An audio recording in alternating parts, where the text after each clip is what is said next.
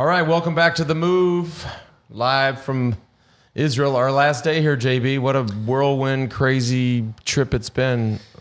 It's hard to believe we got here on Friday afternoon, and here we are sitting here on Sunday night. In a way, I feel like I've been here like a month.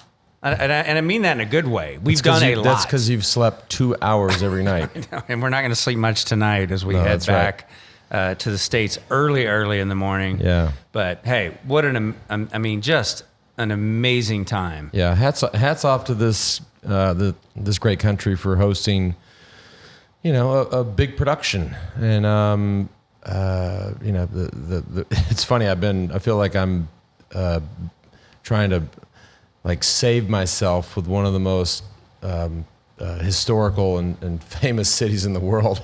I did a live interview with the main Israeli TV channel today. The guy just immediately starts like, "Why did you say that about Jerusalem?" We need to remind people of what he's referencing, because there was the first stage. There was a very poor turnout on this. The first. Well, don't say that. Well, from what we saw on television, it is alleged it's the to TV's, have been then it must have been the TV's fault. Minimal turnout. Right. Yeah. But you know what? You're just calling how you see it. Right. You know what I mean? We're supposed to do on The Move. That's what makes this special, right? Yeah. You're just calling it as you see it. I did hear you being apologetic to that broadcaster, and I think we all understand the dynamics a little bit better of what Friday at 5:00 is going to be like. For religious reasons, everyone's kind of winded down. We don't understand it, but but they clearly we do. think we may understand it. Well, they made up for it big time with huge crowds yesterday, huge crowds today. We got to join a bunch of locals out in the middle. Tell everybody about that place where we viewed the stage going by, because you had been there before, and it seemed like a pretty amazing place. Yeah, so that's I think the translation is the Ramon Crater. It's a when we think of crater, and Dave, our sidekick here, thinks of crater, I mean, it's more like it would be like looking over a small version of the Grand Canyon. Yeah. Interesting. The previous time that I was there wasn't a cloud in the sky. It was crystal clear, bright, hot. This was different. There was this, even just flying down there in the helicopter this morning, there was this inversion. So it looked like a mix of fog and smog and kind of some light rain off in the distance is what it looks like. Right. And then as you keep traveling, which actually was probably good for the boys in the race today, because that just knocks down that sun a little bit. But long day, windy. And then just to wrap that up, we did get to join some locals out there on this, and we'll have some footage for you when we get back to the States. But it was an ambush. These amazing cliff sides, which apparently you and I are the only two. We were joking about the balconies here. You and I are the only two just fearful of the cliff sides. I'm actually more fearful of a cliffside than I am a balcony. Just the loose rock. There's loose. I mean, right over here to our right. I mean, there's like a railing. We're not going anywhere. I don't think. You slip a foot on the a cliff. Anyways, we don't need to tell people more about our height phobia. No, and there was a cool moment. You did a short sort of ceremonial ride with a lot of people who were very excited to have you there. And it was interesting. I was talking to a lot of people as you were getting somewhat mobbed, right? They're seeing you here in their own home country for the first time. And, it's not just this Lance fanaticism. It's the fact that you're taking the time to come here retired and spend some time and acknowledge that this is a big deal. Yep. Like it means a lot to him in a very important way. And I overheard several people, and I'm paraphrasing all of it and kind of clumping it together, but it really gives the country something to enjoy. To rally around. Yeah, that's different. And it shows we all watch these grand tours and you see all the beautiful scenery. Right. It's a chance to show their country in a different light, in a non-political way, and let them indulge in something different. And look, let's be honest. I mean, Israel is a controversial place, all the way down to the dirt that we sit on right now. Everything about it is controversial. And we're not here to pick a side, but it's it follows, and we've had a great time. And I mean, just 2 minutes ago, I called this a great country. I love being here. I loved it when I was here a year and a half ago. I couldn't wait to come back. I feel safe here. The people are amazing here. And so, but it has a tail, which not everybody agrees with. And so it's for them. It was an opportunity to say, okay, forget, whether or not Iran is going to drop or is planning to drop a nuclear bomb on this country, right? Forget all that. This is 3 days where we can talk about something else, think about something else, look at something else, hear a different narrative. And that's what, if you think about it, that's what sport does. I mean, if it's, it doesn't have to be cycling. It can be any sport. It just provides people a distraction in a lot of ways. Definitely. And that was the vibe from so many people, just enjoying it, taking it in. A lot of national pride. Oh my God. Seriously, showing off their country. Yeah. Yeah. It was cool. And it goes beyond, like, we're not here on the behalf of Israel at all. You have a friend here, and the invitation was out, and it grew into something bigger, which I don't know if you expected or not, but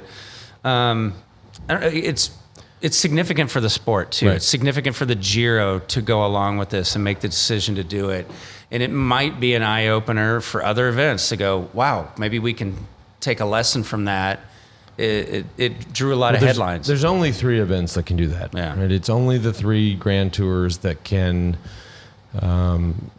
be bold enough and have the budget big enough to take their party on the road, right? So that's this race, the Tour, and then the Vuelta.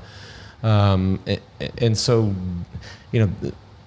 I, in a sense, I worry a little because I've seen the excitement here, especially the last 2 days, that there's just sort of this hangover effect. Like, okay, what's next, right? And can the Tour de France come here? No, right. I don't think so. For a whole lot of other religious and political reasons is my belief. And they're not going to want to do what the Giro just did. Right. Well, yeah, that's a good point.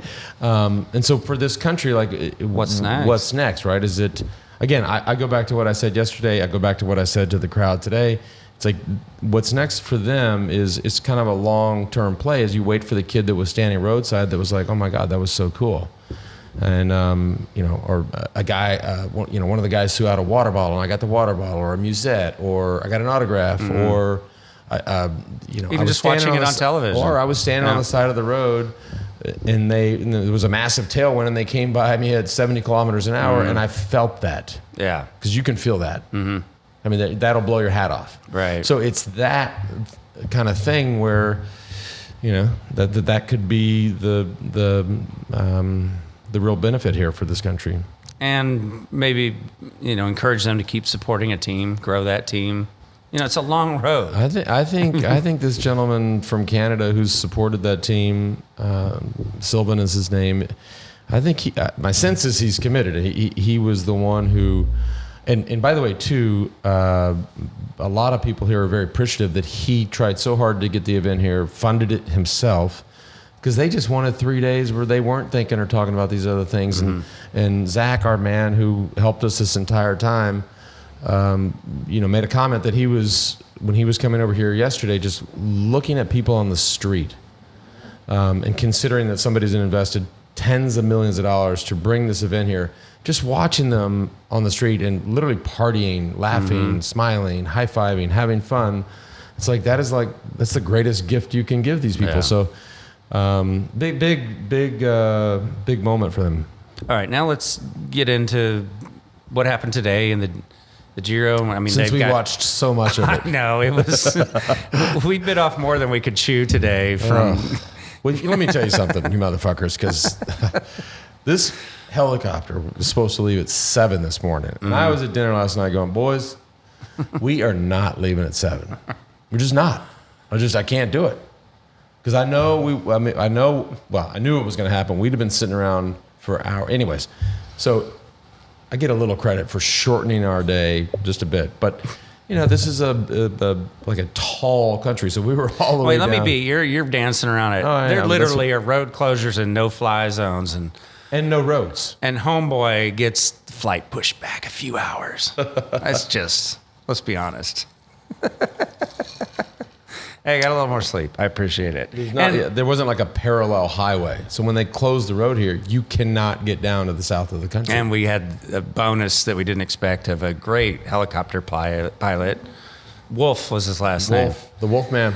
And, just getting a tour. I thought we were just beelining to. But just so you know, I mean, I've been on a lot of every helicopter pilot in the world is also like a tour operator. Yeah. He's like the narrator. Everything is, they know everything. They know what that structure is and what that crater is and what that road is. They love that. It must be really boring flying a helicopter. It's cool. They're proud of it. And again, it is. He was very proud of everything he was showing But us. it was an uneventful day, right? Until and that's what we deal with. It's not Right. that has nothing to do with Giro. We talk about it in the Tour de France. It's a flat day, and it comes down to a sprint, and that's exactly what happened today. But and a long day, which just goes right back to what we. I'm not ready to advocate for a change to that because I think that's part of the true nature of the sport of these really, really long days. The long days, I mean. These guys aren't stupid. I mean, if it's 230 something kilometers, they know that they have to chill for most of the day. So if it's a 100 kilometer day, I mean, the action is intense from the word go, and so it feeds into that idea that that there's not going to be a lot of action. So, but there's also not a lot of cities down there. So they really didn't have a choice. yeah, they don't. You pointed this out yesterday. It's not like a lot of other races, especially in Belgium and Holland that you referenced, where you're constantly turning. I mean, they are on highways There's one road. As far as you can see. Yeah. As far as you can see. Cruise control. That's Yeah. what that's called. Yeah. But, it's a 3-week race. Yeah. So you can't, Right. day one was a time trial and then 2 long straight stages with a sprint. That's not abnormal. But when we finally check this out. So when we finally got back to, we actually had to watch the race on a laptop. We finally got to it. On the bottom left of the screen, there was essentially a speedometer that said 73. And I'm like, wait a minute. And there's 3 guys in a breakaway. There's the peloton behind. I'm like, that can't be right. It turns out they were, I say pedaling, they were trying to pedal along at 73 kilometers an hour, which for you Americans or anybody else that works off the English system is close to 40. That's just... Let's just pedal down the road at 40. Right. How you like me now? And you can't, and that's, what I was telling you, JB, that's the only time a 3-man breakaway or even a 2 or 4, whatever, has a chance against 150 guys is if the wind is that fast or that strong from behind. Mm-hmm. If you flipped it around, say the wind was 30, if you flipped it around and it was on the nose, then you have 0 chance. And so the only thing I go to, because we were watching the race with Israelis, and they all said it is always that windy and it's always tailwind. Mm-hmm. So if we heard it from just local amateur cyclists, I checked with some teams. Most of them ran their standard 53, 54. Mm-hmm. That's the kind of thing where you're like, all right, where is the biggest chain ring we can find? Mm-hmm. In the front. Mm-hmm. So give me a 56 or whatever it is we can find. Put it on there because at some point we'll use it. It's not going to handicap us earlier in the day. No, because you're not doing a bunch of climbs or anything like that. It was kind of a motoring sort of day. And so literally what you're saying is some teams didn't make what would be an obvious decision to you to put a bigger ring on for winding up in that last 70K per hour situation. With a 53 or 54.11 in terms of gearing, at 70 plus kilometers an hour, you are not, try to follow me here, you're not catching the chain. You can't pedal. You're spinning out. You're just spinning out. So in terms of actually moving the bicycle forward, you're not. Until you get, and by the way, too, you're not even trying that hard. You just can't. Right. But if you went with a 56 or something, I mean, you would then actually catch the gear, which would then, look, it's a strategic call. It's guys do it or teams do it, occasionally. It's not something that happens very often. You just don't come into a finish that fast. But it was wild. It was. Then you throw in the roundabouts at the finish at that speed. Mm-hmm. I tell you, the last 2 days, I expected to see some people on the floor, and we didn't, which is good news. No, it's been pretty uneventful as far as that's concerned. And as the first Grand Tour of the season, they're usually talking about jitters a lot in the first couple of days, and then everyone settles in. Didn't seem like that. There's always jitters. Really? Yeah, it doesn't matter. I mean, if it could be the Vuelta at the end of the season, the tour, the first week of the tour is those first few days are just terrible. Yeah, they're awful, and so this is a big enough race that there's jitters. Doesn't matter for what's it going to be like for these guys traveling to now? I don't know. I don't typically. When a race either goes to another country or transfers, even the Tour de France transfers across the country, they charter planes. They charter 2 or 3 Boeing 737s and put everybody on the plane. I'm assuming they're doing that here. I wonder if so check this out. I wonder if they did that, number one, and number two, if the planes are down south. Because if they're not, then they got to come back probably to Jerusalem or Tel Aviv. Couple-hour drive. At least. Mm-hmm. And so, boy, throw in a long stage, throw in then a long drive, then throw in a flight on a rest day. And I took a peek at the first day in Sicily. Man.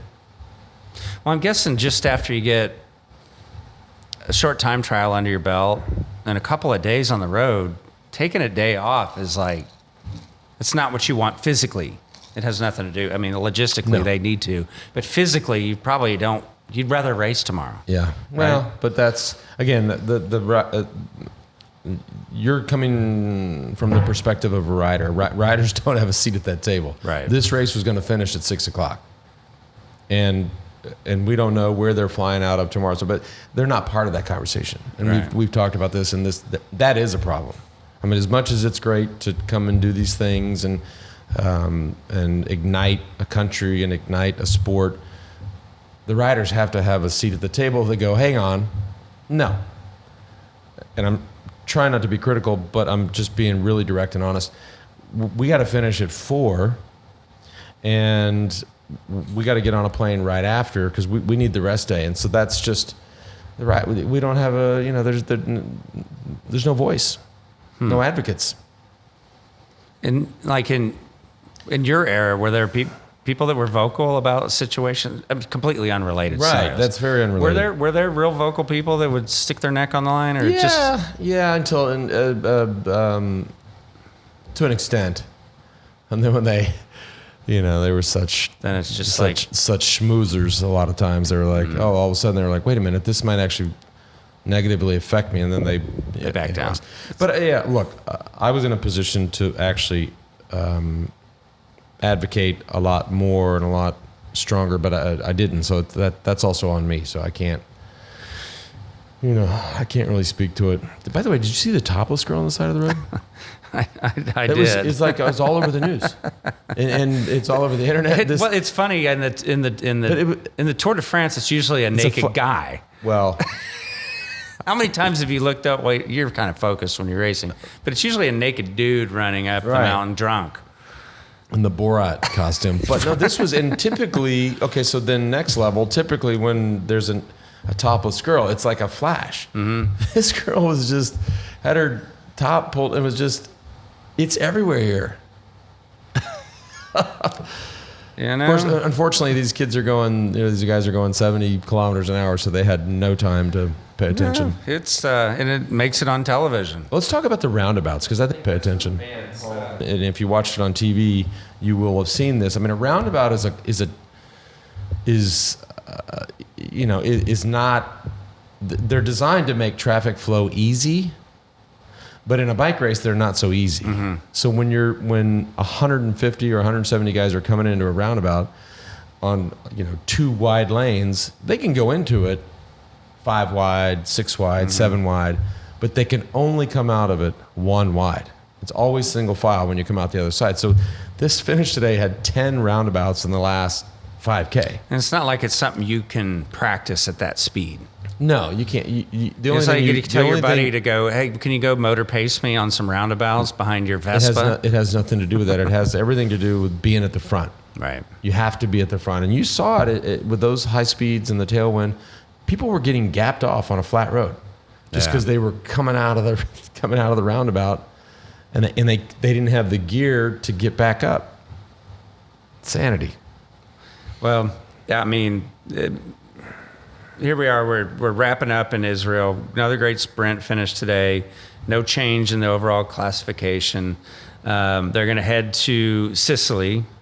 But can we talk? I want to talk about the sprint for a second, just because it was. We did. We need to talk about the almost potential disqualification. No, I think if, and again, it goes back to this whole thing of like, watching from the overhead versus watching from head on. It's a totally different dynamic when you watch those two different angles, both in terms of depth perception, but also just in terms of the actual movement between these guys. And so Sam Bennett,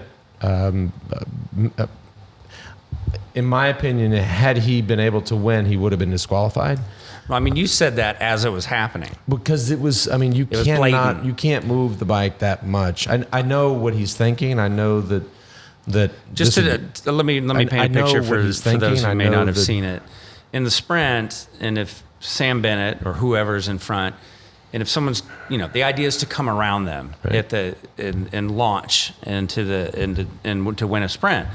And if the person in front, and they do it in motorsports a lot to a degree, but they just are moving over. If they think, okay, they're coming around on the right, they start moving to the right and can literally push them into the barriers, which is what in the shady way we've seen people get disqualified before, whether it was legit or not, but you can't just run someone into the barrier or run them out of room. Right. And at some point they either hit a barrier or have to back off. So and that's what, certainly from the angle that we were watching, that's what looked like happened. But this Viviani kid, I don't know him that well, and as when we got 5K out, he had 4 quick steppers in front of him. He was guy number 5. I'm like, okay, we don't even need to watch anymore. This race is over. This is stupid. Like, they're just going to lead him out. He lost the wheel. He lost the wheel to Sam Bennett, and you could see them what we call quacking, just sort of going back and forth. And I was like, oh my God, if he loses the wheel and loses the race, this is a disaster. But boy, for him to stay in there and stay in the wind, right? Because he wasn't on the train, quote unquote, and still to come around and not hit the brakes when Sam Bennett came over on him. Sometimes you catch these guys in a race like the Giro, they can win 5-6 stages. And so impressive. So you kind of become a fan of this sprinter to a degree.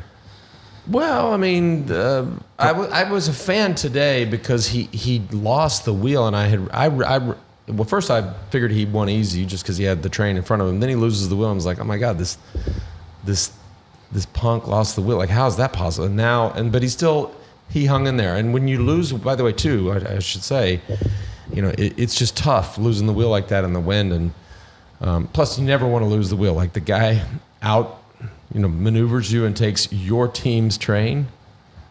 That's not good. I know. No, that's not good. When your team turns around, all of a sudden, the number 2 guy is there. I'll touch on this real quickly because as we saw Quick Step have an unbelievable classic season, you were like, they're done. They're ready to. They have a complete season if they choose. And I think you may have said we may not be seeing them as much after that. Into their wheelhouse.